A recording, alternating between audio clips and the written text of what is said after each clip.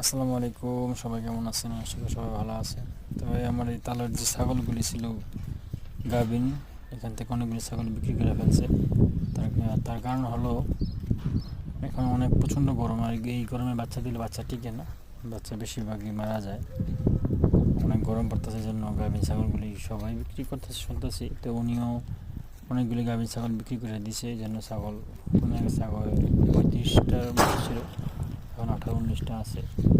তো এখানে অনেকগুলি ছাগলের বাচ্চা ফালাই দিছে, আবার অনেক ছাগল বাচ্চা দিছে, বাচ্চা মারা গেছে, মাও মারা গেছে। এই জন্য আর কি ভাবতেছে বিক্রি করে দিবে।